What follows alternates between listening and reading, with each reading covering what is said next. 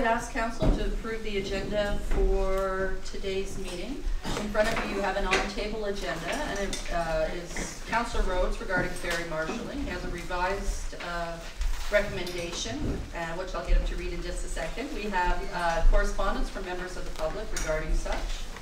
We also have minutes of the Finance Review Task Force meeting, just clarifying that no recommendation is required from council in that case. And we have a resolution from Councillor Stone read update on grant funding. But I would ask Councillor Rhodes to read his revised motion.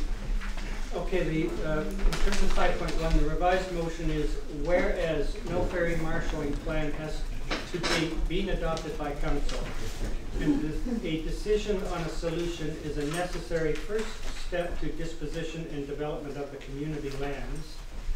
Be it resolved that a public meeting be held on April the 14th, 2012 to review those ferry marshalling concepts council views as appropriate, viable, and within the financial means of the municipality, and that within 2 weeks of the close of the public meeting, council adopt a ferry marshalling plan that will be incorporated into further development in Snug Cove. And the second part of the recommendation, be it resolved that council receive the Plan Z ferry marshalling solution proposed by David Rynch and included in the concepts presented for public review and discussion at the public meeting to be held April 14th, 2012.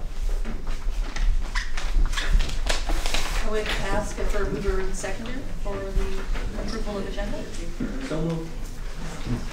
Seconder? Sure. Anybody else want to add anything? All those in favor of the motion? Again? Okay, thank you. Our next item of business is adoption of minutes, but I would ask that Councillors Jennings and Dunst just step away from the table while we adopt the Belterra public meeting minutes, as they have declared a conflict regarding that public hearing.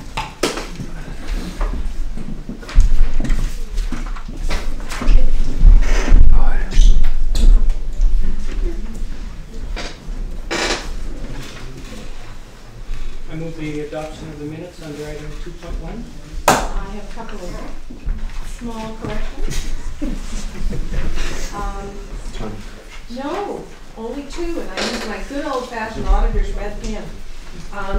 Under staff and attendance, Brent Mahood was not our interim chief administrative officer, so you could delete the word intern. And call to order, it wasn't a meeting, it was a public hearing, so meeting should be changed to public hearing.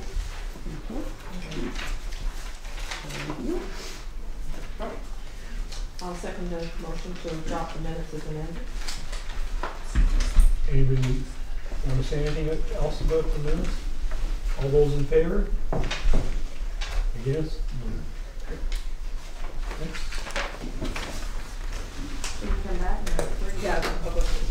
Then to ask council to adopt the minutes of the special committee, the whole meeting held February 27th. So moved. Second one.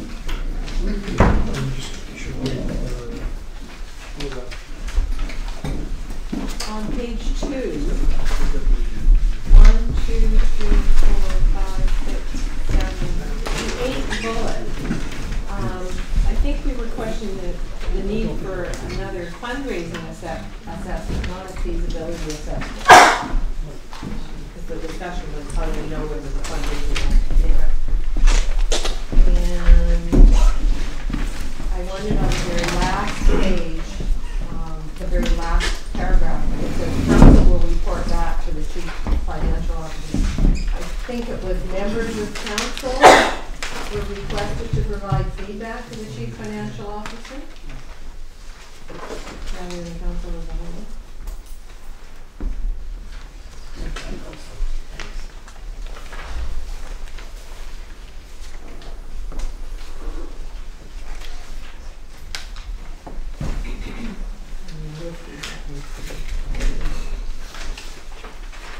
I'll move the minutes be adopted as amended. Second that. Any further amendments or all those in favor? The next set of minutes are the minutes of the special council meeting held February 27th. Move adoption of the minutes. Seconder? Andrew? Councillor Stone? Councillor Morris? Just a couple of little typos on page 3. Bill Newport should have a bullet beside that item. And on page 6, on the resolution 12039, down at the bottom it says direct staff to work with the founding directors. The next 3 items should be indented because there were tasks underneath that. I'll second the motion to approve the minutes as amended. Any further amendments or questions relating to the minutes? All those in favor? Next item of business is public comment. Casey, could you let us know how many speakers we have on the list? Yes, we have 13 speakers, and we're using a list of speakers. That will give us approximately a minute per speaker. Remember that when they get up to speak, please. Okay. First person? The first person is Fitch, Cady. Mayor and councilors, I came to address Tim's motion and to urge that you postpone passing that motion without having a town hall meeting first. I might further refine that to say that to urge you perhaps to put out your strategic plan as a town hall meeting first as a context for that specific portion of it. And believing that a choice of one is not a choice and that a picture is worth a lot of words, I brought a painting by Ross Carter from 2006 titled Snug Cove 2008, which was in an artisan art gallery exhibition, showing double marshalling in Snug Cove and parking on the north side. And this is not as a really a final, as a complete plan, but just as a placeholder for considering north side options in the process of talking about marshalling. Put that in the pen.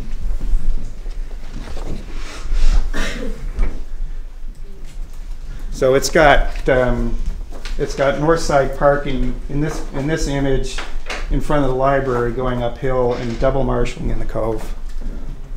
So I'll put this up on the board.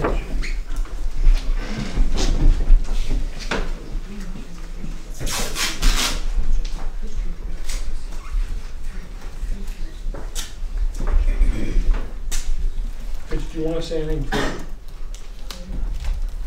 Pardon? Do you want to say anything further? No. I mean, it could have things like one of the light bars like they have in Stanley Park across here with arrows for controlling, zipping the line out, things like that. Thank you very much. The next speaker is Coburn. Good afternoon, Mayor, Council, members of the concerned public. I think the number of people who are here today is a symbol of how important one of the issues that is before Council is to many of us who live on the island. And I'm referring to the decision of, that would have a big impact on Crippen Park. I was a part of the process that looked at a national park, and during that process I became very, very aware that there was a lot of concern on Bowen for Crippen Park, and that many of the people who voted against having a national park did so because of their concern for a preservation of Crippen Park as it now exists. And I do appreciate that the council in good judgment has decided to have a more public process at a time of day when more residents of the island are going to be able to participate. And I really appreciate that you've stepped back and have seen the need for a more public process. Those of us who voted for a national park, and I must say I am one of those, did so with the concern for the parklands on Bowen Island, and my concerns have been reignited with this proposal to put traffic through Crippen Park. And I think other people will speak to issues around the ecological concerns. I'm not the expert in that area, but I just wanted to say that the impact from the national park was there is a lot of concern about preserving and protecting Crippen Park as it exists now. Thank you. Next speaker is Jean Jamieson.